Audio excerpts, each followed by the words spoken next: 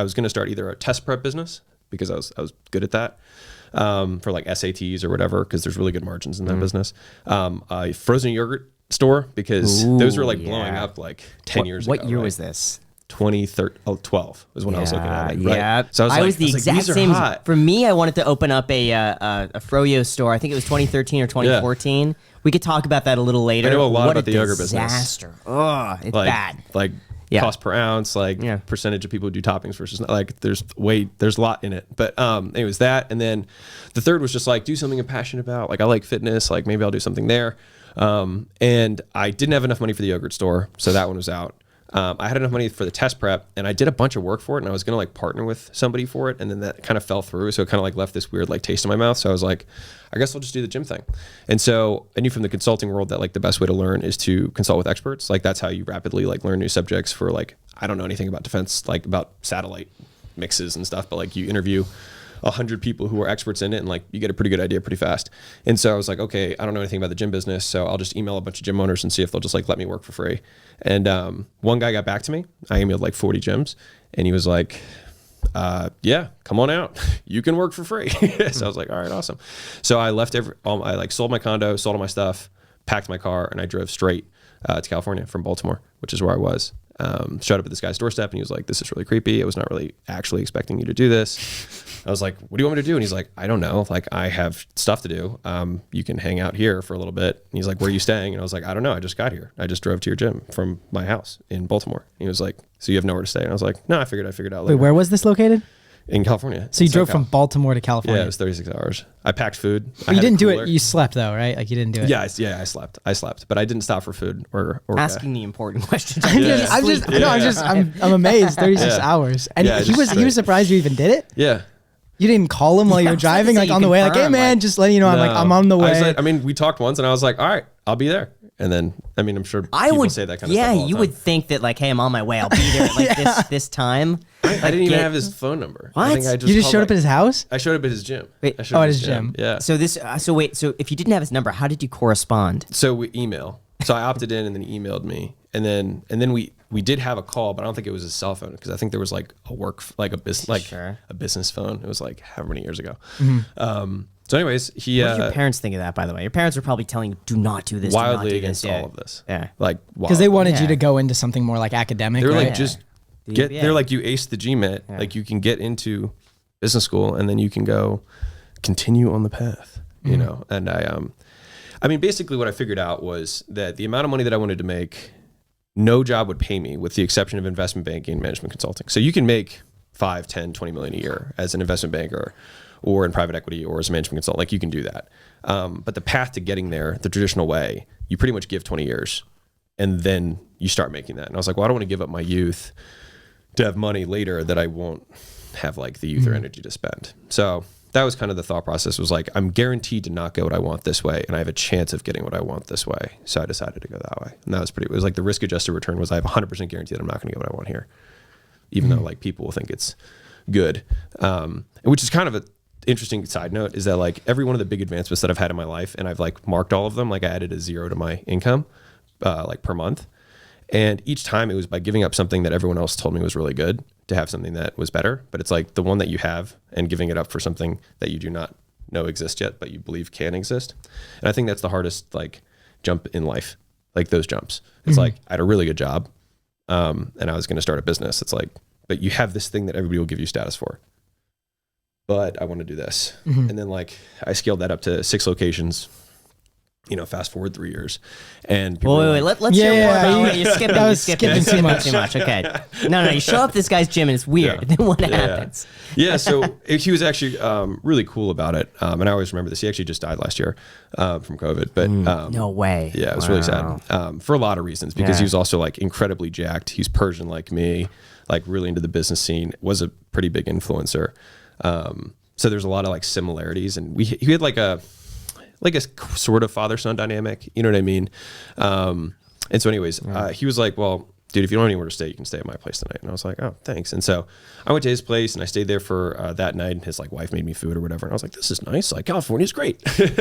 And then the next morning I went to the gym with him, and then he just like literally just asked everyone at the gym, he's like, anyone have an extra room? And one guy was like, you can stay at my place. And so he had an extra room. I paid him like $400 a month. And that was how I like started living. I worked at that gym for 3 months. So what were you doing at the gym though?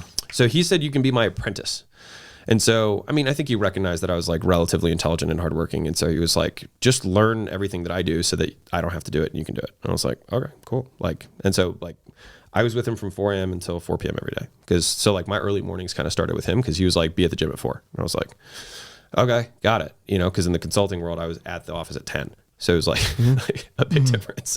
And so we would work out from 4 to 5 and then we would start working at 5. And so that was, and then he was like, man, everybody always says that like, you can't like work really hard. Like you have to trade off. He's like, they're just not willing to wake up early. He's like, I see my kids at 4 or 5 o'clock every day. He's like, I just wake up before they're up. And I was like, What time does he go to bed? He's going to bed at like 9. Yeah. Yeah. I mean, I go to bed at 9. All right. And so that actually just kind of stuck with me is that like, there's so many hours before people wake up that like you can get like the high quality work done. But anyways, did the 3 months with him and he was like, hey, there's this guy who's got a gym like close by to where you want to open a gym. Maybe you guys should partner up. And I was like, cool, sounds good. So I found a spot, met the guy and we were like, okay, which is terrible way to do a partnership. Like you guys both have the exact same role and let's just split a facility, which makes no sense. But anyways, he was like, we should go to this marketing event. And I was like, sure, marketing is important. Like I didn't know anything. And he's like, yeah, the guy said that if you don't make $10,000 by the end of the weekend, you can get your money back. And it was $3,000. And I was like, that's a lot. You know what I mean? Of money. Like I don't have a ton. And so I decided to do it because I was like, well, if I don't make 10 grand, I'll get the money back. Right. I didn't make 10 grand by the end of the weekend. I did not, but he did teach this thing that was kind of crazy and new at the time called Facebook ads. It was 2013.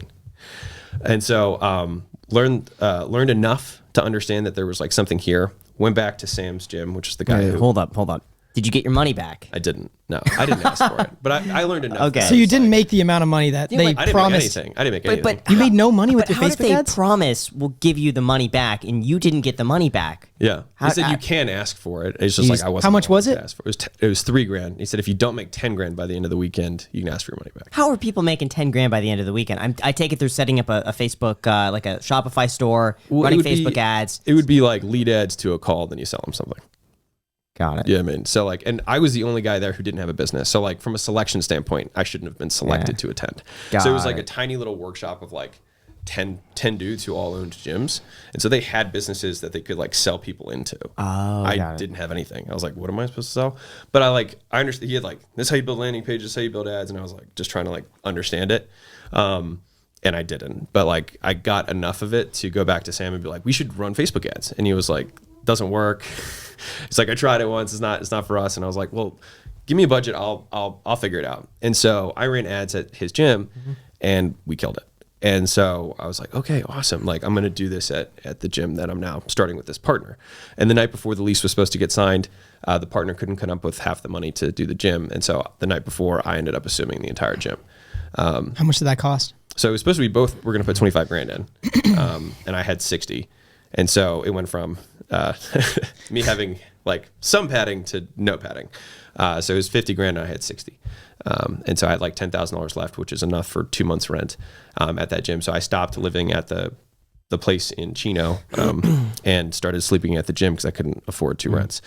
And so I remember selling the entire first month and making exactly $4,973, which is the exact amount of the rent. And so then I just watched it go back down to 0. And I was like, this sucks. But the next month we made 10 grand, the next month we made 15, then 20, then 20. It was like 5 grand a month, all the way up to like 35,000 a month, pretty much by month. Then I started hiring people and bringing people in. And then by month like 9, it was all outsourced. So I had a manager and some trainers and whatnot. Then I had 2 guys come in. There's a very long story here. I can skip through it. But anyways, it started working. Started opening a new location every 6 months because we kind of did something a little different where we figured out I could liquidate the cost of acquisition for new customers and make money in the acquisition. So like I would put $1 in and I would get $30 back before having a back end. So it was almost more advantageous to just open more gyms. So because I made some money. But what was that 1 to 30? Yeah, so it's like walking through the process. It's like if I had $2 leads, right, and I know that I'm going to close 1 out of 5 leads. It's like my cost of acquisition is $10, and I'm selling a $500 thing. And then 48 hours later, I'm going to sell $250 of supplements. And then 3 weeks after that, I'm going to sell them a year paid in full up front with a discount. And so if you follow the cash flow, it's like I put $10 out, and then I got 500, and then I got 250, and then I got 1,000. Well, and so it's like, it was insane. What was the business model of the gym? Like, how many people would be signing up for it? How many people would be actually showing up? Yeah. What was the cost of that? Yeah, so we kind of had a different model than most people. And I think that's why it ended up working well, is that most gyms tend to like, I call it like the sell your soul problem, which is like they just give away as much as they possibly can on the front end to attract people. But it attracts, in general, less committed people. They don't actually follow through because they don't really value it. And so we just kind of flipped the model on its head, which is like charge people when they're the most excited up front. So like charge them $500 for a defined end program rather than a membership, because no one really wants a membership. They just want like a result. So sell them the result and then put like a really compelling guarantee around that. And so the offer that we had at that point was like lose 20 pounds and you get all the money back. And so people were like, oh, that's awesome. So it's like they kind of like bet on themselves to hit the goal. But once they were in the mousetrap, it didn't really matter, because as soon as they came in, we'd sell them products. So that would already cover, even if they did refund, because they were going to buy the products and that wasn't refundable. And then, 3 weeks in, it's like, hey, Lucy, you just lost 12 pounds. You need to hit 20. Once you hit 20, are you done forever? Like your body's perfect? And they're like, no, I really want to keep going. And you're like, right. So then you understand that this is not about 6 weeks. It's about 6 years. So why don't we just take that, $500, I'll give it to you like you want it, and we'll just credit towards you staying. And she's like, okay. And it's like, cool, new agreement signed. And then the money disappears. Right. And so it didn't really matter. And so, and then, and we'd give them, paid in full for the year discount if they wanted to like pay it all then, or we just discount it off of like the next 12 months or whatever. Got it. How did lose the 20 pounds? How do you stick with that? Is that with a trainer, or is it like if you follow this planned outline? Yeah, so there was 3 things, right? I mean, I'm getting my fitness selling days, but it's like fitness, nutrition, accountability. So like fitness wise, you got to work out at the gym 3 times a week with a trainer. We'll walk you through everything. We'll show you what to do. Can you do that? Yes. Cool. Second thing is nutrition. We'll walk you through a nutrition plan that's made specifically for you. You'll have, grocery list, food preparation instructions, eating out guides, everything that you need to make sure that you can get to where you're trying to go and make it as easy as possible. I've got kids who don't speak English and 12-year-olds who can do it. Do you think you can handle that? They say yes. And he's like, great. Third thing is accountability. So it doesn't matter what plan. I sold 4,000 of these. So I can still do it, and it's been 10 years. And so it's like, I can give you the best plan in the world and the, best training, best nutrition, but if you don't show up, it doesn't matter. Right. Okay, cool. So the reason that we have such a high success rate is that we have 3 forms of accountability. One is that you have peer-to-peer accountability. You have other people you're going to be starting with who are in the same spot as you. Next is you have alumni accountability. So people further ahead of you who are going to be pulling you and cheering you ahead because they've done it. And then you've got expert accountability from the coaches who've done this 100 times. Right. And the last one, and the most important one, is that the reason we have the success rate we do, which at that time we were doing about 78% of people who started would hit the goal, which is pretty impressive. It's actually way more impressive than most like weight loss programs, is that people basically make a bet on themselves. And so you pay $500, you do everything, you hit the goal, we'll give you the whole thing back. Right. And that was pretty much the explanation. So it's like, that makes sense. So how much money were you making from like actually selling the membership or whatever? Because you said you're giving that money back to them versus how much your money. We didn't actually, if you follow the cash. Right. So it's like. Right. Versus how much money you're making, like with the supplements and with like all of these other things. So it was like about 50-50 in terms of like membership on the back end. Cause like in the beginning, there's way more front end sales than there's back end. And then the back end continues to grow and kind of compound.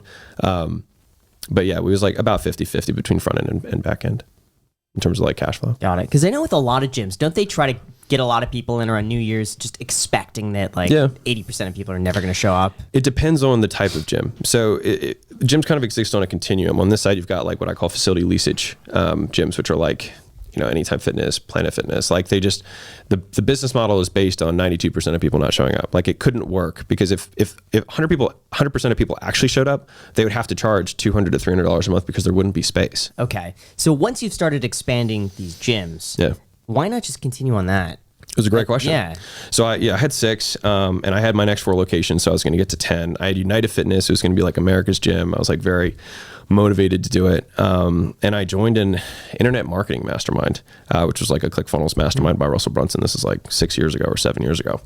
And anyways, I went there, and the sales guy was like, oh yeah, there's tons of like gym owners here. And I mean, it's all like, we're all good. You know what I mean? But like, he's like, yeah, tons of guys like, learn and they make even more money doing internet stuff or whatever. And I was like, all right, cool. If there's other gym owners and stuff, like, cool. So I show up. I'm the only brick and mortar business owner. Every single person in the group is an internet person. And I was like, what am I doing here?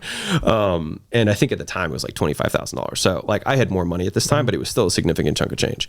And so I got up there and I was like, well, I kind of just walked them through what I just walked you through. Is like, this is my model. This is how we acquire customers. This is our LTV. This is our cost of acquisition. This is how much it costs me to open a gym. This is how many like gyms I can open per month based on this cash flow, whatever. And I like talked really fast, and I was like, so what do you guys think? Yeah. And Russell at the time was like, I don't think you should be in the gym business. And it actually like killed me, because I was like in front of all these people. I like gave this like whole spiel about like why I thought it was awesome. And he was like, I think you should be showing other people how to do exactly what you just talked through. And then he said like the sentence that changed my life, which was, I think you have a level 10 skill set and a level 2 opportunity. He's like, I think you should be like building these types of businesses, not like opening and running gyms. And so that really changed my life, because at that point I was like, well, either I don't listen to the guy and just continue down this path, or I, accept that he has more money than me, and therefore, I necessarily think it's black and white now, but, I was like, he has a lot more money than me. And if I don't listen to him, then why did I pay for this? And so I was like, okay. And so in the next 90 days, I sold all my gyms, not for a ton of money. I think in cumulative, I think I sold them for like maybe 300 grand. It wasn't a lot. Why so Wait, low? but you were making so much money off the gyms. Yeah. I was making like, there's overhead, and all the cash flow, like I wasn't taking dividends, which is a lesson I can talk about later. So like I took all the cash in each gym and just opened up new gyms, right? And that was like basically what I did. And like I feel like through like my entrepreneurial journey, it's been like I very much have come from the extreme side of like selling and value and building stuff that people want. And then there's like this other extreme, which is like investors. And I think as you like age, you kind of meet in the middle, because I've got some friends who like started investing, and then they started buying small businesses, and they started getting better at business. They started getting better at marketing, et cetera. And then, I was on this side, like I understood how to like make money, but then like didn't really understand like capital allocation. I didn't understand like how debt worked. I didn't understand how like the equity in the companies actually had value. Like, you know what I mean? Like for me, it was just like, oh, all these gyms are a lot of work. I wonder if somebody will just like take them off my hands. And so I probably could have waited like a year and like got them ready for sale, and like, cleaned up all the books and like done all that stuff. But I've just been a huge proponent of opportunity cost. And like within 30 days, I was doing 100 grand a month in the next business. So like, and I was taking home 100 grand a month, which was more than I was taking home from the 6 gyms. So it's just like, okay, well that worked. And so like at the end of the day, like whatever we should be doing could probably make us 10 times more than what we're currently doing. And like the faster we can switch to that thing. Got it. Like it makes more So more how sense. did you switch to teaching other people how to do that model? Yeah. So I was debating doing a franchise. So there's 3 basically different models that you can do to expand a brick and mortar service type business. You can either franchise, you can license, or you can privately own them all, right? That's kind of like the 3 big paths. I had a friend who had done the franchise thing. I flew out to one of her facilities. We spent the whole weekend together. She told me all the pros and cons, and she was like, it's really slow. It's very litigious. And I was like, I'm like 26 at the time. I'm like, I don't know if I want to deal with all that. That's kind of sucks. On the private ownership side, I'd already done that. So I was like, I guess I'll license. And so, but the in-between there was like, I wasn't even sure if I wanted a license still. So I was like, well, I just know that I make a ton of money opening gyms. So I'll just go and open a ton of gyms, but I'll just give the gyms to the other people. So that's when Gym Launch actually started. Was I would fly out to a gym and I would fill it up, doing all the stuff I knew how to do at my gyms. And I would just keep all the money, and they would get all the customers for free. So that was the deal. So I would risk my money, risk my time, do all that, like run all the ads, everything. And all the cash that I collected was mine. And then they would get 200 free customers that they would convert on the back end of their membership. Yeah. How do you ensure that they actually do a good job with those customers? That you don't bring them a whole bunch of people and they're just like, all right, see ya. Excellent question. Yeah. That was the hole in the model. And so all these gyms that were coming to me who wanted the help were typically not that good, and that's not an insult to them. It's just, they didn't know what to do. And so I would sell 200 people into a gym that currently had 70 members. They'd go from 70 to 270 in like 30 days. And they didn't have the systems. They didn't have the bandwidth. They didn't have the trainers, any of that. And so what ended up happening is I did that and then we started getting like refunds and chargebacks. And I was like, what the hell? But like, I'm the one who carries the bag on the processing, because I was the one who processed the money. So they were doing a bad job, but I was the one who was holding the risk. And so I, like in 2 gyms at one point, got on a chair and told every single person to refund, because they're like, I just can't deal with all these people. Like, just go home. They're literally just were like, go home. And so I had like $150,000 in refunds in a week. And that's when I was like, all right, I'm done with the gym business. Like, I had my gyms. I did this turnaround thing, which was almost 2 years, that Layla and I were flying out to gyms. We scaled up to like 8 sales guys doing 8 gyms a month. So like it became an operation. We're doing, I think our highest month was like 350, you know what I mean? So like it was a decent sized operation. But we, anyways, they did that. And Layla, my wife now, had this little like side online business where she would like train people.